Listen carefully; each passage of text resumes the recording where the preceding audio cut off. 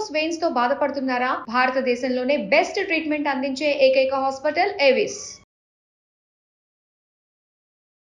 నమస్తే, welcome to Suman TV. ప్రస్తుతం మనతో పాటు మాడుగుల శివప్రసాద్ గురువు గారు ఉన్నారు. వీరితో ఈ రోజు కొన్ని విషయాన్ని మనం చర్చిద్దాం.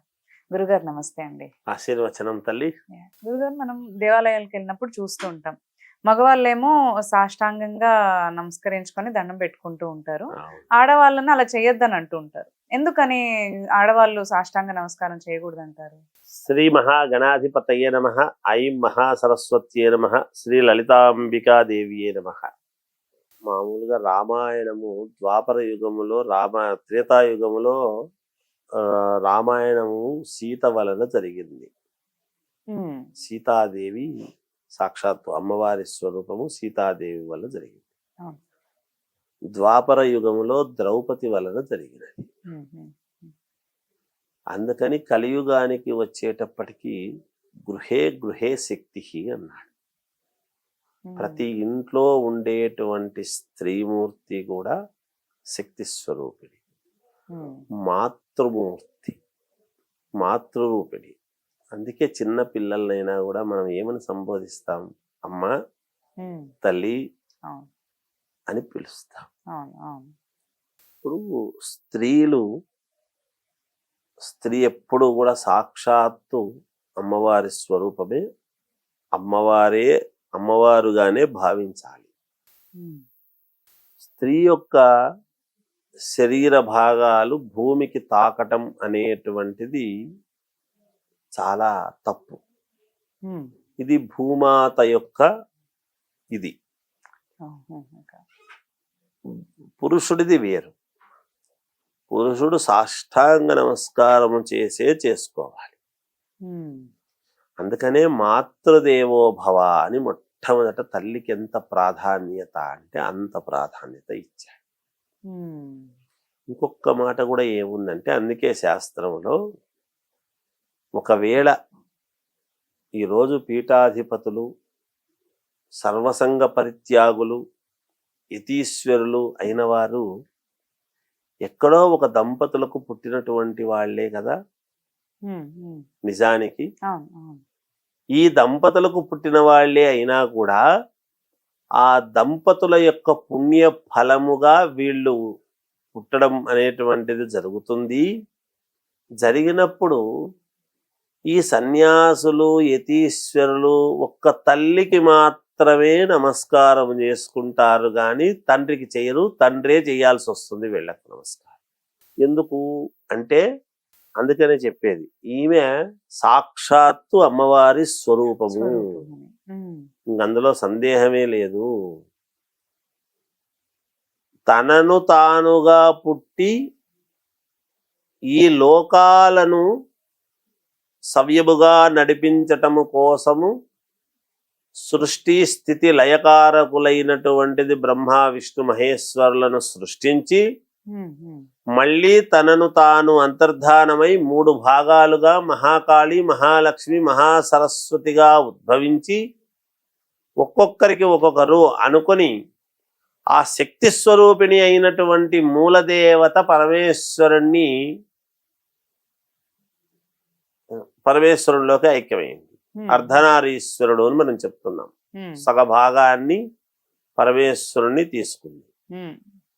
ఆ స్త్రీకి ఆ శక్తి ఉంది కాబట్టి, అంత శక్తివంతురాలు కాబట్టి, అంత శక్తివంతురాలైనటువంటి అమ్మ అనేటువంటి పదము ఉంది కాబట్టి యతీశ్వరుడు కూడా తల్లికి నమస్కారం చేస్తాడు.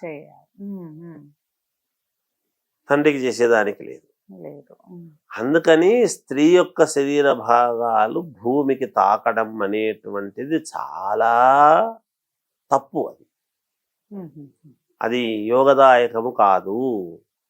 అలా చేస్తే అక్కడెక్కడో గ్రంథాల్లో లోపల ఏముంది అంటే, స్త్రీ గనక సాష్టాంగ నమస్కారం చేసి స్త్రీ యొక్క అవయవాలు భూమికి తాకితే భూమి ఇన్ని సంవత్సరాలు పండదు, సస్యశ్యామలముగా ఉండదు అన్నాడు. భూమి ఎందుకు చేయరాదు అంటారంటే, భూమి సస్యశ్యామలముగా మంచి పంటలు పండుతూ మంచి నీళ్లు ఇస్తూ కింద భూగర్భ జలాలన్నీ ఎండిపోకుండా ఉండాలి, సస్యశ్యామలంగా పంటలు పండాలి అంటే వరుణుని యొక్క అనుగ్రహం ఒక్కటే కాదు, ఆడవాళ్ళ యొక్క అనుగ్రహము కూడా ఉండాలి. అందుకే భూమాత, ఆ భూమిని కూడా తల్లితోనే మనం సమానంగా పోలుస్తాం. అందుకని ఆడవాళ్ళు ఎవ్వరూ కూడా సాష్టాంగ నమస్కారం చేసుకోవటం అనేటువంటిది వాళ్లకు అవకాశం లేదు. అంటే దాని అర్థం ఏమిటంటే చేసుకోవడానికి అడ్డగిస్తున్నారు అని కాదు. చేసుకుంటే ఇబ్బంది. ఎవరికి? లోకానికి ఇబ్బంది, సర్వ ప్రపంచానికి ఇబ్బంది, తన కుటుంబానికి ఇబ్బంది, తన ఇంటికి ఇబ్బంది. కనుక మోకాళ్ళ వరకే ఇలా వంగి ఇలా 2 చేతులు కూడా ముందుకు పెట్టుకొని ఇలాగే నమస్కారం చేసుకోవాలి స్త్రీ. అదే పురుషుడైతే ఇలా పూర్తి సాష్టాంగ నమస్కారం చేసి హృదయము మొత్తము శరీరము మొత్తము భూమిని తాకిచ్చేస్తారు. అలా చేయాలి పురుషుడైతే. స్త్రీ అలా చేసుకోవటానికి అవకాశము లేదు. అందువలన ఎందుకంటే ఇలా చేసుకోవడము వలన లోకము బాగుండాలి, లోకానికి ఇబ్బంది రావద్దు, ఇంటికి ఇబ్బంది రావద్దు. అందుకే గృహే గృహే శక్తి అని, స్త్రీలోనే శక్తి ఉంటుంది. చాలా శక్తివంతురాలు స్త్రీ. స్త్రీ లేనిదే మనకు ఏమీ లేదు, ఏమీ లేదు.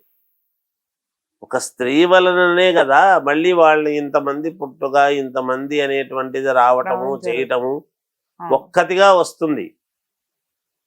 ఒక మహా వటవృక్షముగా తాను మారి తన సంతానము మనవళ్ళు మనవరాళ్ళు అంటూ అందరికీ ఇచ్చేస్తూ చెందుతూ అంతమందికి మళ్ళా తాను ఇచ్చేసుకుంటూ ఉండి ఒక ఉన్నతత్వమైనటువంటి పూర్ణత్వాన్ని పొందుతుంది స్త్రీమూర్తి.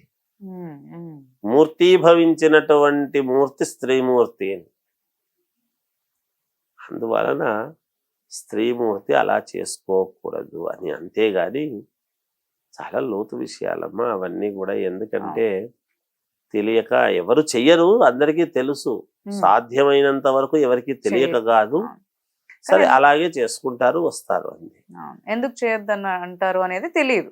ఇలా చేయకూడదు అని తెలుసు కానీ దాని వెనకాలన్న ఏంటి దాని అంతరార్థం అది పూర్తిగా.